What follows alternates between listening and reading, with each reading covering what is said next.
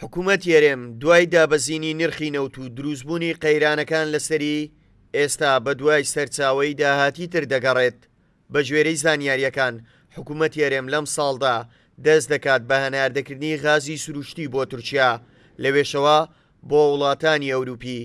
پارلەمانتارێک دەڵێت فرۆشتنی ئەو غازە کاریگەری دەبێت لەسەر نێشتنی قەیرانی دارایی لە هەرێمی کوردستان. یادەکێکی زۆر باشی غازی شەیە بوو دەستیشیان کردووە بە دەرهێنانی و گفتوگوکردن لەگەر دەوڵەتانی دەوروبەر و دەوڵەتانی دەرەوە بۆ فرۆشتنی غاز کە ئێمە بتوانین غاز دەربهێنین و غازیش وەکو نەفت بفرۆشین داهاتێکی باشتر دەبێتن. حکوومەت دەتوانێتن بودجەی تەشغیلی خۆی لەسەر حسابی نەفت لەسەر حسابی داهاتی نەفت دابین بکات و هەروە بودجەی ئستثماریش کە نەبێت کە ئەهەمیەتێکی زۆر زیاتری لە جارانی پێ بدرێت بتوانین بە فرۆشتنی داهاتی غازی هەرێمی کوردستان کە زیاتر لە 5 تریلیۆن مەتر سێجایە ئەو بڕەش سەتاسەی غازی هەموو جیهان پێک دێنێ و 180 غازی کوردستانیش کەوتۆتە سنووری سلێمانی و گەرمیان و بەڕەکەی تریشی لە هەولێر و مەخمورە.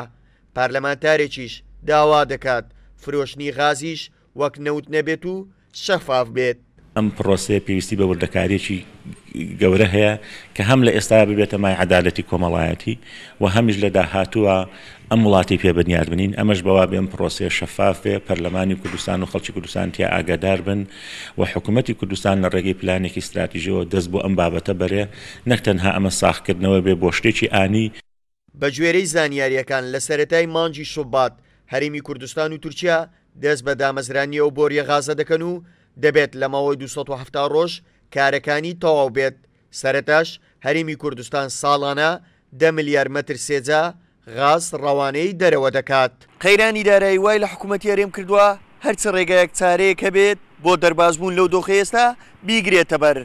دوای هەرزانبوونی نەوت ئێستا حکوومەت بەنیازە غازی سروشتی هەرێمی کوردستانیش هەناردەی دەرەوە بکات بۆ ئەوەی یارمەتی دەرێک بێت تا حکوومەت و خەڵکەکەی لەو قەیرانە داراییە ڕزگار بکات. هاوکار عەبدوڕەحمان، کورسات نیوز، هەولێر.